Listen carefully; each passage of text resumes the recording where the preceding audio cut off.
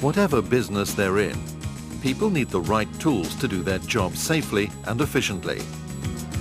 Train drivers in the UK have many such tools at their disposal. The Train Protection and Warning System, commonly called TPWS, is one. It's designed to help a driver avoid getting into trouble and will stop a train before any damage is done if they do. This film is a training program and safety refresher for drivers on the correct operation of TPWS and should help consolidate your knowledge on this vital safety system.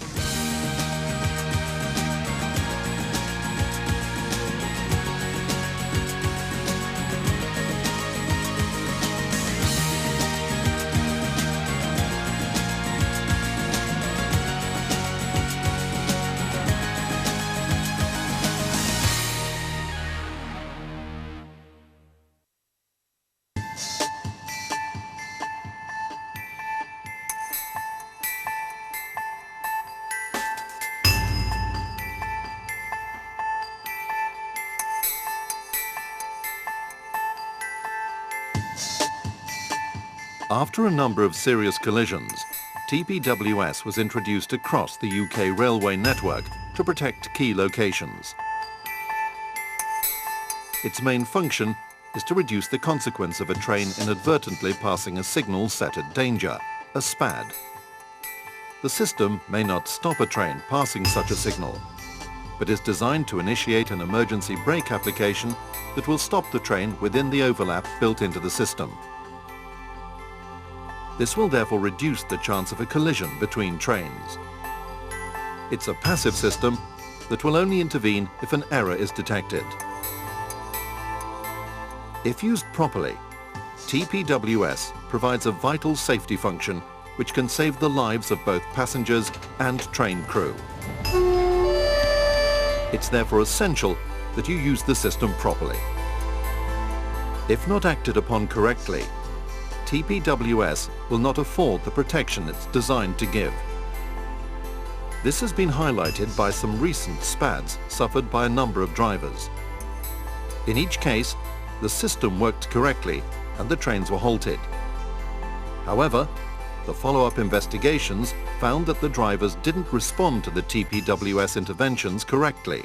They should have reported to the signaller, but instead, they cancelled the brake applications, then proceeded to move their trains toward the next signal. These drivers were very fortunate that there were no other train movements in their area. Otherwise, the end result could have been very different.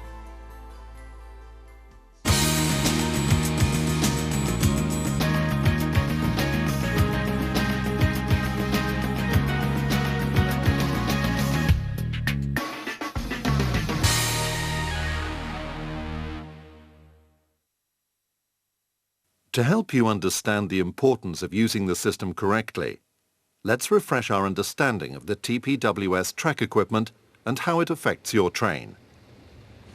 As an improvement to the well-established automatic warning system, TPWS is only activated when needed. When a signal fitted with the system is at danger, passing over its associated arming loop will cause the TPWS to start measuring the train's speed using an onboard timer. The next loop is called the trigger loop. If the train reaches this point too quickly and the timer is still running, then the system determines that the train is going too fast to stop at the danger signal ahead. An emergency brake application is applied, halting the train either before the signal or within the overlap. When the signal is displaying a danger aspect, the train stop loop fitted at its base will cause an emergency brake intervention when a train travelling at any speed moves over it.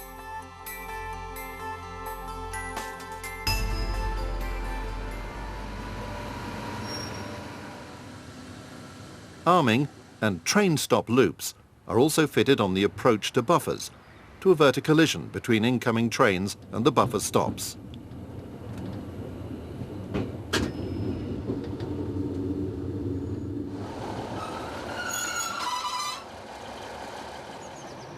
TPWS can be found on the approach to some permanent speed restrictions.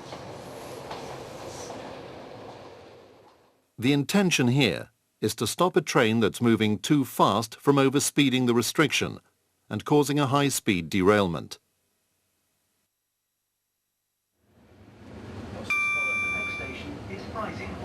The system will not interfere with safe driving, so any activation must be taken very seriously, and you must report immediately to the signaller whenever your train has been brought to a stand by TPWS.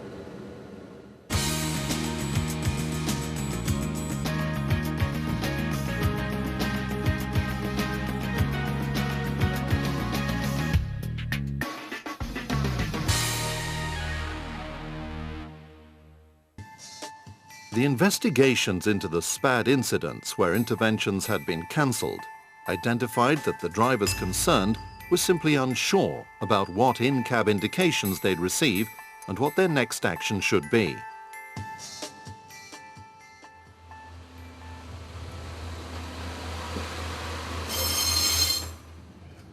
Remember that TPWS will apply the brakes if the automatic warning system isn't cancelled within 2.7 seconds. If you don't respond to the driver vigilance device, or you inadvertently release the driver's safety device, then the brakes will also apply. You must therefore be very sure about which system has brought your train to a stand. Before cancelling any intervention, you must first understand the reasons for the emergency brake application and the results of your next actions should you cancel the intervention when TPWS has done its job correctly. Whenever you find yourself stopped by any uncontrolled brake application, the procedure is always the same. Contact the signaller immediately to explain the situation.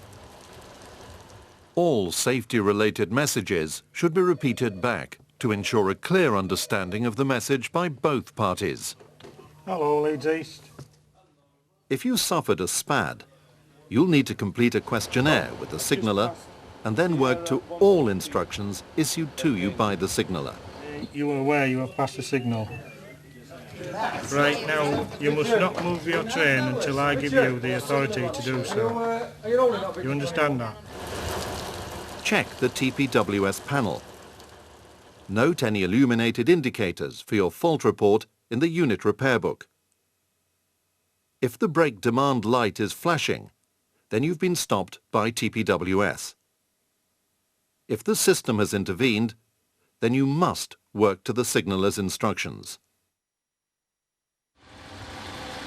Investigations into the SPAD incidents highlighted that the drivers concerned cancelled the TPWS by moving the master switch to off, then back to neutral to get the train's brakes released. The correct procedure is to press and release the AWS desk button. The brake demand light will now change from a flashing light to a constant light. After 60 seconds, the light will go out and the train's brakes will release. Remember that units fitted with data loggers will record the actions of both you and the equipment. You must always assume that TPWS has acted correctly and never move your train until told to do so by the signaller. Operating a safe railway is a team effort involving the signaller, your colleagues and you.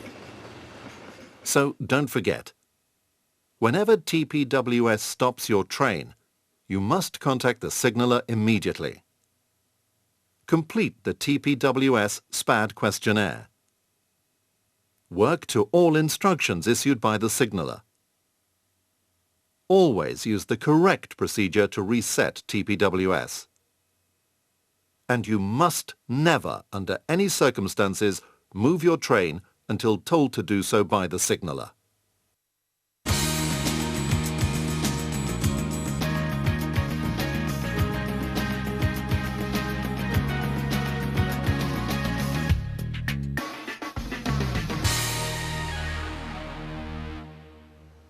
In this next section, we're going to look at some instances where TPWS will need to be isolated to allow you to pass signals at danger with authority from the signaller. If a signaller asks you to pass just one TPWS fitted signal at danger, you must press the Train Stop Override or TSO button on the panel. The Train Stop Override is timed to operate for 20 seconds and can't be pressed again until this time has elapsed. So it must be pressed only when ready to move off or as you move off. Ensure your train can pass over the train stop loop within the 20-second time limit. If you're not sure, then wait until you are nearer to the train stop loop before you press the button. Although the TSO button can be pressed while you're on the move, repeatedly pressing it can be a distraction and is not safe. In some situations, you'll need to isolate TPWS temporarily. To do this, you must turn the temporary isolation switch to isolate. The switch is spring-loaded and will return to a center position once released. All other safety systems will remain operational. Remember that to keep operating the train stop override in situations where you are required to pass a number of danger signals under instruction is neither safe nor practicable. Failure to operate the temporary isolation switch for these situations could result in your train being brought to a stand unnecessarily.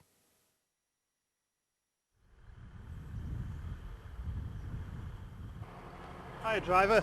During temporary block working, when you are instructed by the hand signaller at the commencement of the section of line and he hands you the ticket. Don't forget to isolate your TPWS driver. Righto.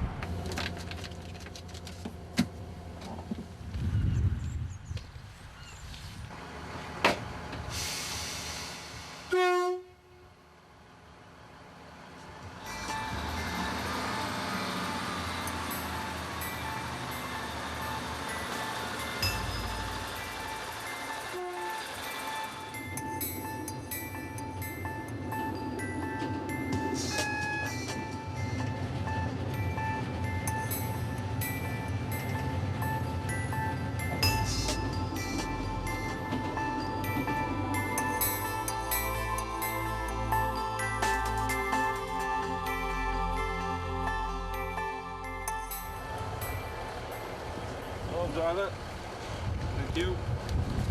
Under no circumstances are you to move until further notice. I'm going to get in touch with the signalman. As soon as he clears the signal for you, you are free to go. The line ahead is clear.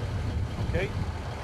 You must reinstate TPWS at the end of the section when handing the ticket to the other hand signaller. Working under single line working with a pilot man when travelling in the right direction if you are required to pass more than one signal at danger. This instruction will come from the signaller.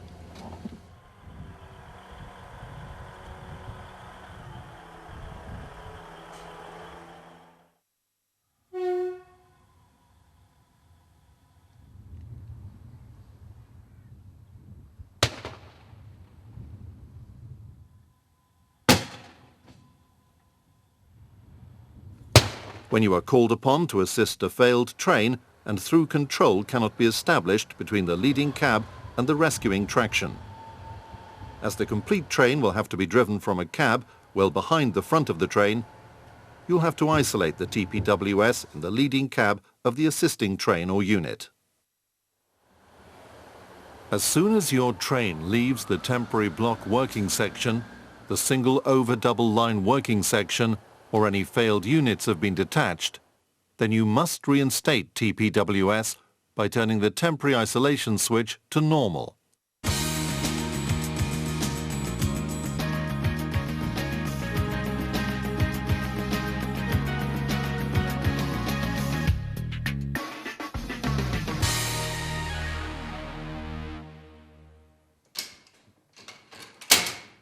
TPWS is a two-part system.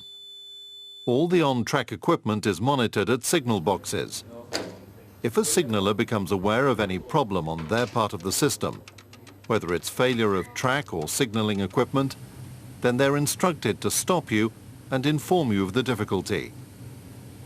The signaller will stop you at either the signal box in rear or first signal in rear of the affected signal.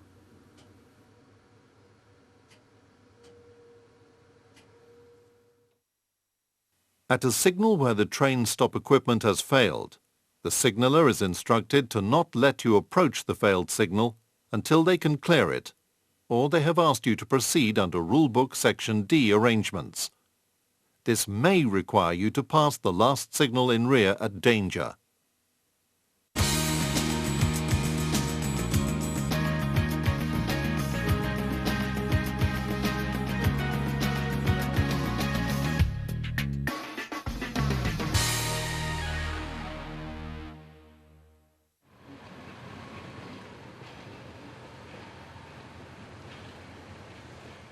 When preparing a train at a depot, or when doing a safety check before entering traffic at any other location, and you discover that TPWS is faulty, then the following rule applies. A train must not be permitted to enter service if the TPWS is inoperative in any driving cab which is required to be used. When preparing a train for traffic, either at a depot, in sidings, or when doing a driver's safety check, you must visually confirm that all the TPWS indications light up when you turn the master switch to the neutral position in the driving cab.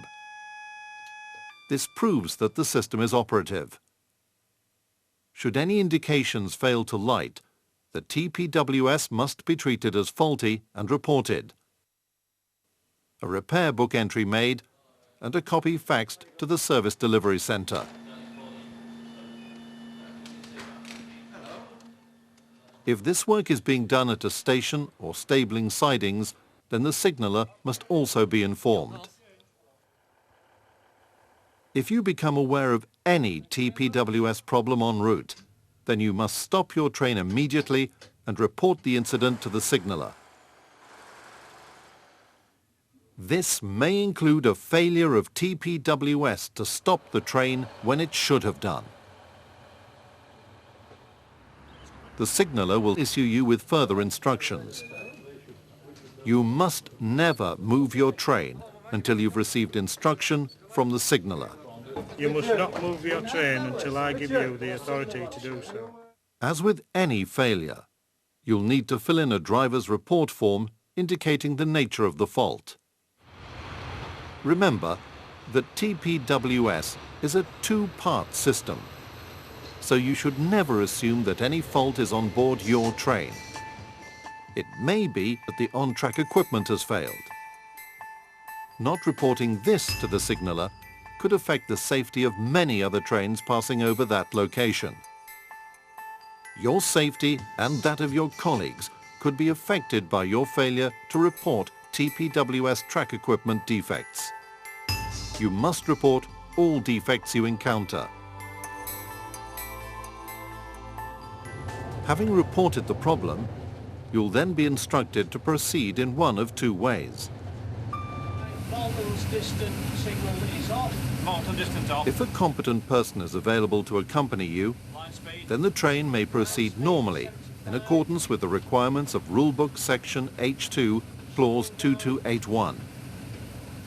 This will be to a point where one of the arrangements shown in Rulebook Section H2, Clause 2224 will be carried out. However, during fog or falling snow, the train must not exceed a speed of 40 miles per hour. If there isn't a competent person available to accompany you, then the train may proceed forward at a speed not greater than 40 miles per hour, subject to any lower speed being applicable.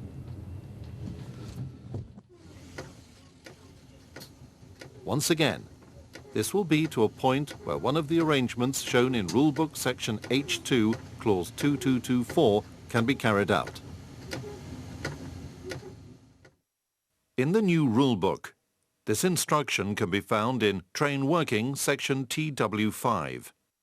If you're in any doubt, you can always refer to your rulebook, sectional appendices, weekly operating notice, or your periodical operating notice for further information on these procedures.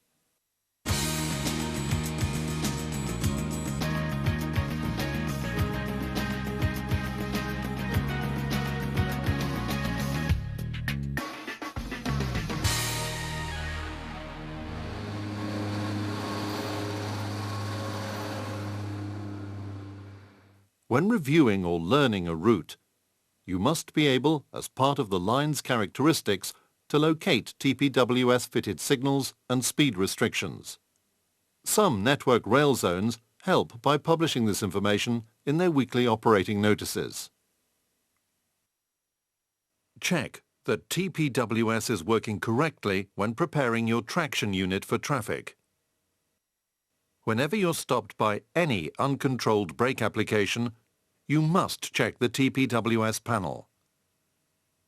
Contact the signaller whenever you're stopped by TPWS and work to their instructions.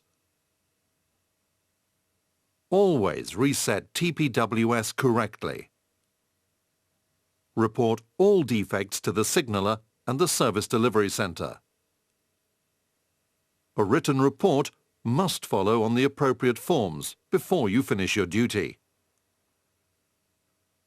You must never move your train until told to do so by the signaller, and only then in accordance with rulebook instructions. Use the train stop override button if instructed to pass one signal at danger. Use the TPWS temporary isolation switch if you're instructed to pass more than one signal at danger.